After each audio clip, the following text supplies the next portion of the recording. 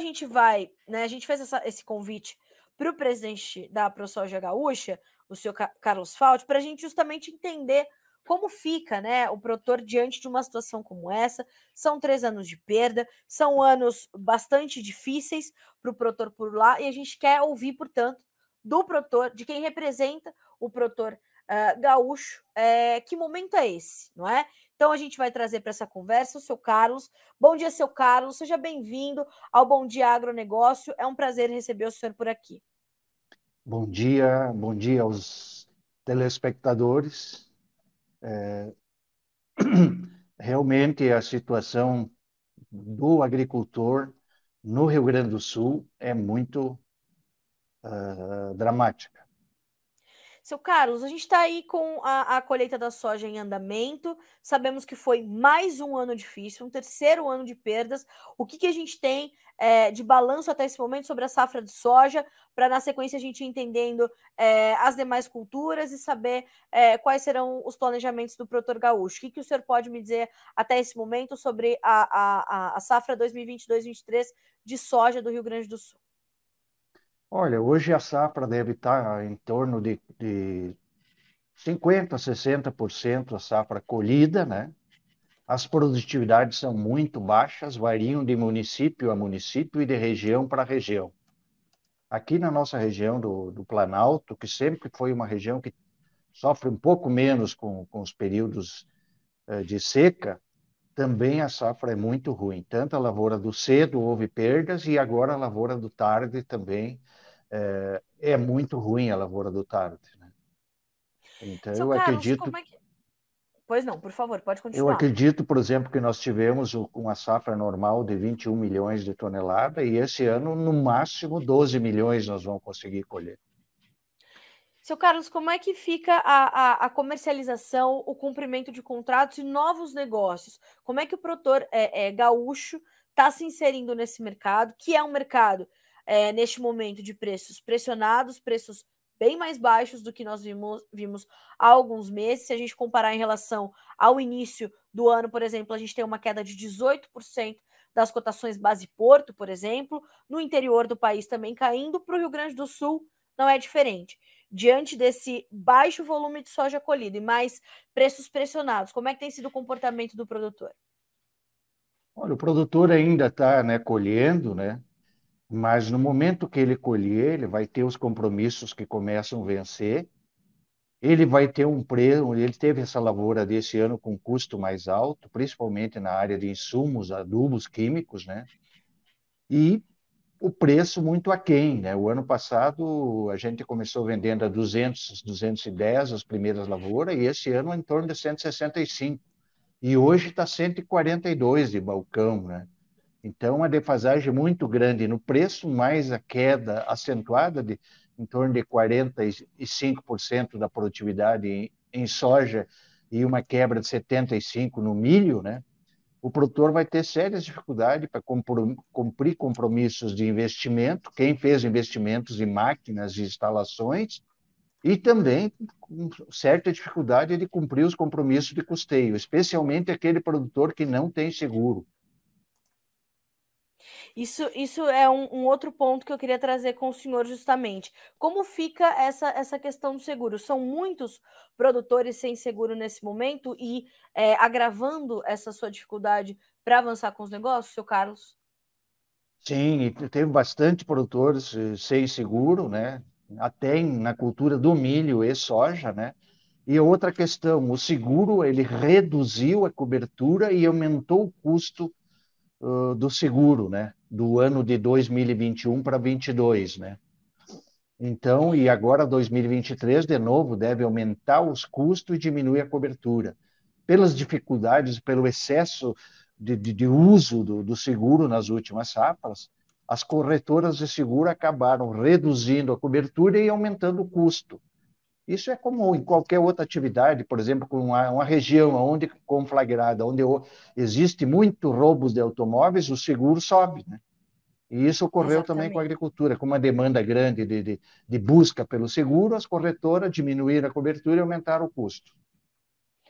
Seu Carlos, a gente está falando de um produtor que, nesse momento, enfrenta preços que não cobrem os seus custos de produção, justamente porque não haverá volume de soja suficiente para comercializar, que possa compensar esses preços mais baixos ou essa falta de cobertura do seguro. Há prejuízo para a safra 2022-23 para o produtor do Rio Grande do Sul?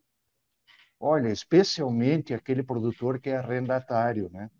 Sim, Que hoje aqui no Rio Grande do Sul a média é 18 a 20 sacos de arrendamento, né?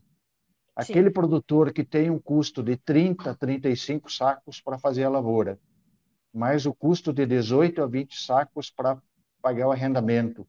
Esse produtor não vai conseguir cumprir os seus compromissos, né? E isso já falando de um prejuízo acumulado das últimas safras, onde ele também teve perdas. Isto que já vem lá das 4 últimas safras, teve 3 de frustrações no verão, né? E isso vem acumulando, né? Um bolo de endividamento e de compromissos que vão sendo jogados para frente, né? Seu Carlos, ou seja, a gente pode dizer que o produtor, nesse momento, está focado em tirar do campo o que ele consegue tirar, terminar os seus trabalhos de colheita, para, na sequência, pensar em como ele vai vender essa soja. Esse é o cenário que a gente tem para o produtor de soja no Rio Grande do Sul agora? Agora o produtor está focado em colher o que resta, né? Tem Sim. regiões que estão colhendo de 5 a 10 sacos, outras de 15 a 20, outras de 20 a 40, e tem algumas lavouras até de 50 sacos, mas são áreas menores, né? Então o produtor agora vai colher a soja aí até o final do mês, e depois o produtor vai ter que sentar e rever, e as próprias entidades aí junto com o produtor ver uma solução para o endividamento que vai ser bem sério a situação do produtor rural gaúcho. Quando a gente tenta trazer essas informações sobre o milho, seu Carlos, é uma situação semelhante? É uma situação mais grave? O que a gente pode trazer agora de relato sobre produção e mercado de milho no Rio Grande do Sul, da perspectiva da ProSoja? Também o milho teve uma quebra aí em torno de 70% que o ano passado e esse ano, né, na produtividade, né? Então, a cultura do milho também os prejuízos são igual à cultura da soja, ou até um pouco mais.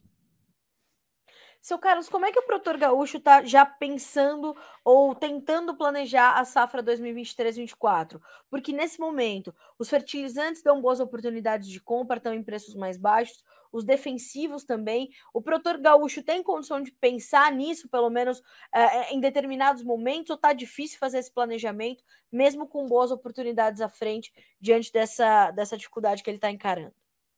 O produtor, por exemplo, o ano passado nós tivemos a maior safra da história do país nas culturas de inverno, especialmente trigo, né? Colhemos 9,5 milhões.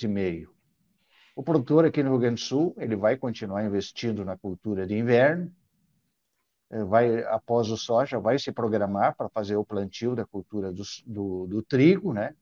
É uma cultura que nos últimos anos tem dado uma boa resposta. Certo? Precisamos que o preço continue de forma adequada, que cubra os custos de produção. E como foi o ano passado, esse ano pode ser a cultura do trigo ajudar a cobrir os prejuízos causados pela cultura de verão, né? E Sim. esperando, então, que depois a cultura do verão, pelo que eu sei, as mudanças climáticas agora, a partir de, do inverno, primavera e verão, vão ser totalmente diferentes dos últimos 2 anos e serão benéficas ao nosso produtor rural gaúcho, né, com chuvas normais. Então, o produtor vai investir na cultura do inverno e depois também na cultura do verão. Apesar de todas as dificuldades, o produtor não vai parar de plantar, né? O produtor não pode parar. É tipo a bicicleta que está andando. Se tu parar, tu cai. Tu tem que continuar pedalando, né? Exatamente. O senhor recebe uma pergunta do Leandro Nardim que diz o seguinte, seu Carlos, quais as propostas da ProSoja para esse endividamento do produtor? Imagino que ele esteja se referindo ao que a ProSoja ou de que forma a ProSoja pode ajudá-lo a pensar esse cenário e achar as melhores alternativas, né, seu Carlos? Como tem sido a atuação da ProSoja nesse sentido? Olha, nós agora, dia 18 de maio, nós temos a nossa Assembleia Nacional, que são 17 aprosojas estaduais, né? Nós Certo? vamos sentar em Brasília e lá vamos tirar algumas propostas, né? As propostas, tem algumas que são referentes ao Rio Grande do Sul, que é diferenciado dos outros estados, mas os outros estados, apesar do resto do país ter uma safra boa, o, o custo hoje, o valor da saca de soja está muito aquém na região norte do país, né? Então, vão ter problemas em todos, e lá o endividamento também é bastante alto, né? Então, nós vamos sentar e tirar uma proposta, nós vamos fazer também a nossa Assembleia Estadual, levantar algumas propostas depois da conclusão da colheita, e a nível nacional também nós vamos sentar e tirar algumas coisas para poder negociar com as outras entidades aí, das cooperativas, das sindicais aí, da CNA, né? Tirar uma proposta em conjunto em defesa da agricultura. Seu Carlos, eu lhe agradeço demais por tirar uma parte da sua manhã para estar conosco, para trazer essas informações aqui para o Bom Dia Agronegócio, para o Notícias Agrícolas, e tão logo esses resultados saiam da Assembleia Estadual e da Assembleia Nacional, lhe convido para voltar para a gente trazer mais informações aos produtores gaúchos sobre como ele vai poder repensar aí a sua atividade diante de anos tão difíceis, mas com certeza bons anos vindo à frente, temos boas perspectivas daqui em diante, melhores custos de produção para a safra 23-24. Certamente as próximas notícias serão melhores, né? Eu agradeço a participação, é importante para nós das entidades, né, ter esse espaço na imprensa nacional, né, e estamos sempre às ordens para participar, para discutir as questões agrícolas do nosso estado e do nosso país. Obrigada, seu Carlos. Boa semana para o senhor, bom trabalho por aí e continuamos a nos falar. Até mais. Agradeço para vocês também. Obrigada. Seu Carlos Falto, presidente da AproSoja Rio Grande do Sul, nos trazendo, portanto, essa situação de que temos que, né, continuar a monitorar essa condição climática, né? O trigo podendo ser uma alternativa importante para o produtor de soja e milho do Rio Grande do Sul, que perdeu pelo terceiro ano consecutivo em função de problemas climáticos, em função da seca, e mais do que isso, nós temos também essa condição né, de entender como é que fica o planejamento para a próxima safra diante de uma inviabilidade financeira, né? Então, buscar aí essas sinalizações, buscar esses entendimentos, e a gente vai trazendo aqui essas atualizações. Tem a Assembleia no dia 18 de maio, a Assembleia 18 de abril, né? Amanhã? Não, 18 de maio.